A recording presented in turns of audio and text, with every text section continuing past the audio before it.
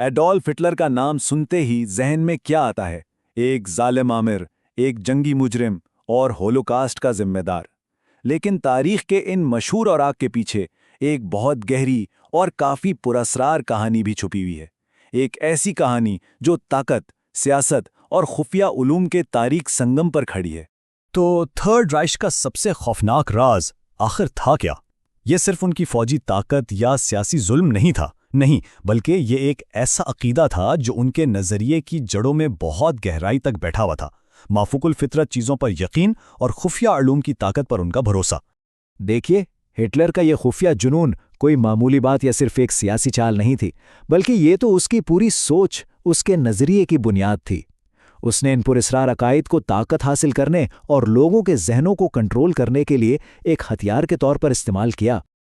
और इस पूरी सोच की जड़ें कहाँ थीं? ये सब कुछ वियना की गलियों में शुरू हुआ, बहुत पहले, जब वो फ्यूहरर नहीं बना था। यहीं नाकामी और गुर्बत के दिनों में उसके उन तारीख नज़रियात के बीज बोए गए।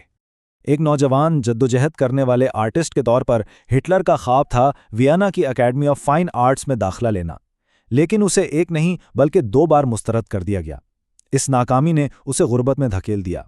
उसने अपना वक्त पब्लिक लाइब्रेरियों में गुजारना शुरू कर दिया, जहां वो खुफिया उलूम, पुरानी दास्तानों और बातनी मौज़ूआत पर लिखी किताबों में डूब गया। वो जिंदगी में किसी आला सच्चाई, किसी बड़े मकसद की तलाश में था, और उसे लगा कि यह मकसद उसे इन गैर रिवायती अकायद में मिल गया है। तो इन किताबों में उसे क्या मिला? उसे मिली आर्योसूफी। अब ये है क्या चीज़? दरअसल ये एक खुफिया नज़रिया था जिसने जर्मन कौम परस्ती, नस्ली नज़रियात और खुफिया उलूम को आपस में मिला दिया था।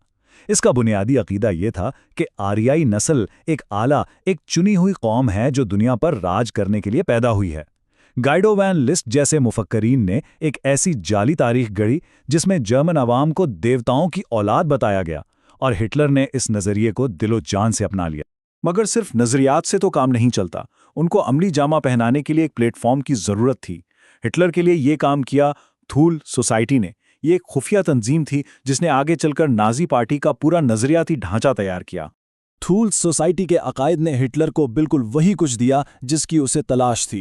एक खोई हुई अफसानवी सरजमीन थूल से आर्याई नस्ल की बढ़तरी का तसव्वुर, शदीद जर्मन कौम परस्ती और जर्मनी की तमाम मुश्किलात का इल्ज़ाम डालने के लिए एक आसान हदफ, यहूदी, और सबसे बढ़कर कदीम ताकतों से राब्ता कायम करने के लिए पुरस्रार रसूमात। ये एक ऐसा ताकतवर मिक्सचर था जिसे वो नज़रअंदाज कर ही नहीं सकता था। और इसी सोसाइटी में हिटलर की जिंदगी का एक बहुत अहम किरदार सामने आया, जो उसका रूहानी और नज़रियाती रहनुमा बन गया। उसका नाम था डाइट्रिक एकार्ट। वो थूल सोसाइटी का एक अहम रुकन था जिसने नौजवान हिटलर को अपनी सरपरस्ती में लिया, उसकी सोच को शक्ल दी और उसे शहर के बाअसर लोगों से मिलवाया। इस बात का अंदाज़ा हिटलर के अपने अल्फाज से लगाया जा सकता है। उसने अपनी किताब माइन कैम्फ में लिखा, मैं किसी ऐसे शख्स से नहीं मिला जिसने मेरी अंदरूनी तरक्की पर डायट्रिक एकार्ट से ज़्यादा असर डाला हो। ये अल्फाज बताते हैं कि एकार्ट का असर कितना गहरा था। वो सिर्फ एक सियासी साथी नहीं बल्कि एक रहनुमा था। अब बात सिर्फ खुफिया सोसाइटियों और किताबों तक नहीं रही। नाजियों ने इन तमाम अफसानों को हकीकत में बदलना शुरू कर दिया और उन्हें अपनी रियासत की अलामतों, पॉलिसियों और अपनी खौफनाक कार्रवाइयों का हिस्सा बना दिया। इसकी सबसे बड़ी मिसाल क्या है? स्वास्तिका। हजारों सालों से ये दुनिया की मुख्तलिफ सकाफतों में अच्छी किस्मत और खुशहाली की एक मुक़द्दस अलामत थी, लेकिन नाजियों ने इसे अपनाया, इसके मायने को बिल्कुल उलट दिया और इसे आर्याई वर्से, ताकत और नस्ली पाकीज़गी की खौफनाक अलामत बना दिया। ये इस बात की वाज़ेह मिसाल है कि किस तरह कदीम अलामतों को अपने मकासद के लिए इस्तेमाल किया गया। इस जनून को बाकायदा एक सरकारी शक्ल देने के लिए हाइनरिक हिमलर ने आह्नेनरेहबे की बुनियाद रखी। ये एसएस के तहत एक तंजीम थी जिसका काम नाजी नस्ली नज़रियात के लिए साइंसी सबूत तलाश करना था। ये अमली तौर पर हिमलर का अपना खुफिया रिसर्च ब्यूरो था। और आह्नेनरेहबे के मिशन सच पूछें तो किसी साइंस फिक्शन फिल्म से कम नहीं थे। उन्होंने आर्याई नस्ल की जड़ें तलाश करने के लिए तिब्बत में टीमें भेजीं, अटलांटिस के खोए हुए बर्रे आज़म की तलाश में अंटार्कटिका का सफ़र किया और ऐसी पुरअसरार चीज़ों का शिकार किया जिनके बारे में कहा जाता था कि उनमें माफूकुल फितरत ताकत है। और ये सब कुछ जंगी वसाइल की कीमत पर किया जा रहा था, जो उनकी तरजीहात को साफ जाहिर करता है।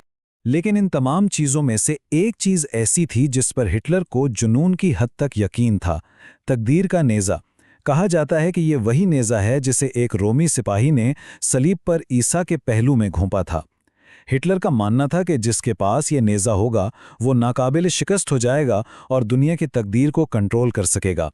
1938 میں جیسے ہی اس نے آسٹریا پر قبضہ کیا، اس کا پہلا کام اس نیزے کو ویانا کے خزانے سے ضبط کرنا تھا۔ لیکن آخر میں ہوا کیا؟ یہی عقیدہ، یہی جنون ان کے لیے ایک مہلک غلطی ثابت ہوا۔ حکومت کا خفیہ علوم پر یہ بھروسہ ہی اس کی فوجی اور اخلاقی تباہی کی وجہ بنا۔ اس جنون کے نتائج بہت بھیانک تھے۔ اپنی پراسرار تقدیر پر یقین کی وجہ سے انہوں نے لاپرواہی میں فوجی فیصلے کیے، جیسے ایک ہی وقت میں کئی محاذوں پر جنگ شروع کر دینا۔ ملک کے وسائل جنگی تیاریوں کے بجائے افسانوی چیزوں کی تلاش پر ضائع ہوئے، اور سب سے زیادہ خوفناک بات یہ کہ اس سوچ نے ظلم اور نسل کشی جیسے ہولناک جرائم کے لیے ایک جعلی مذہبی جواز فراہم کیا۔ تو آخر میں یہ ساری کہانی ہمیں ایک بہت اہم اور گہرے سوال پر لا کر کھڑا کرتی ہے کہ آخر کس طرح غیر اہم اور حاشیائی عقائد خطرناک نظریات میں بدل جاتے ہیں۔ جب غیر معقول عقائد کو سیاسی طاقت مل جاتی ہے تو اس کے نتائج تباہ کن ہو سکتے ہیں۔ یہ ہمیں یاد دلاتا ہے کہ تاریخ کے تاریک ترین باب اکثر غیر معمولی عقائد سے ہی شروع ہوتے ہیں۔